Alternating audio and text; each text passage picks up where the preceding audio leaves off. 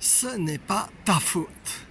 J'étais récemment à Gagnères à une convention de Paris Tout est possible et les priants m'ont dit cette phrase qui a résonné en moi comme une parole de connaissance.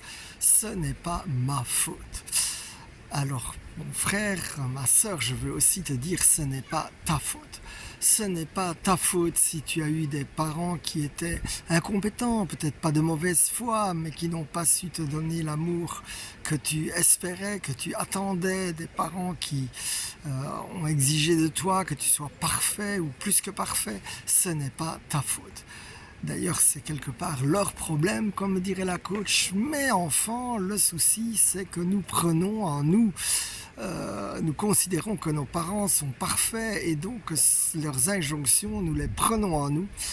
Et donc nous pensons que c'est nous qui sommes responsables de ne pas être à la hauteur ou des choses comme ça. Eh bien, je te dis, dans le nom de Jésus, je lis tous ces esprits de culpabilité. Cette phrase a aussi résonné parce que j'avais une amie vraiment très chère et puis elle a pété un plomb. Et une de ses phrases préférées est justement « tout est de ta faute ». Ce qui est d'ailleurs une phrase assez typique des évitants. Et eh bien, non, ce n'est pas de ta faute. Voilà, maintenant je ne dis pas que je n'ai pas fait d'erreur, mais d'abord tout est de ta faute, ça c'est certainement faux parce que dans toute relation, il y a un système relationnel, il y a une responsabilité partagée, des choix partagés. Alors bien sûr, l'un peut être déçu, plus déçu que l'autre, mais voilà.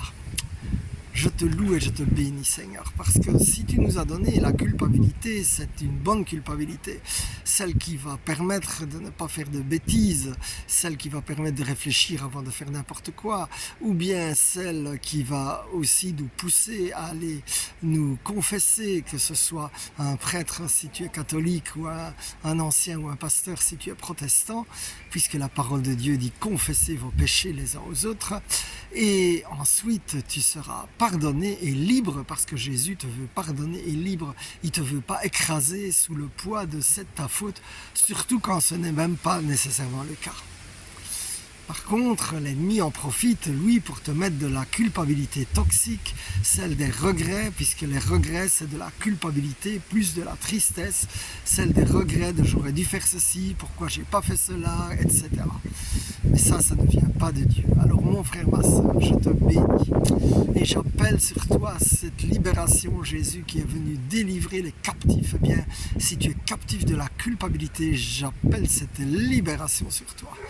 Et d'ailleurs, c'est exactement donc cette phrase antidote que j'avais reçue, c'est exactement ce que Jésus a fait avec Pierre. Quand Pierre l'a renié 3 fois, Jésus lui a fait dire « m'aimes-tu 3 fois ?» Et donc, eh bien, là où tu as été, où tu t'es senti coupable, j'appelle maintenant l'antidote. J'ai fait de mon mieux. Je suis tout à fait à la hauteur de ce que tu me demandes, Jésus. Je veux te suivre. Et déjà, Seigneur, je te rends la gloire pour toutes les libérations que tu vas accorder à travers cette vidéo.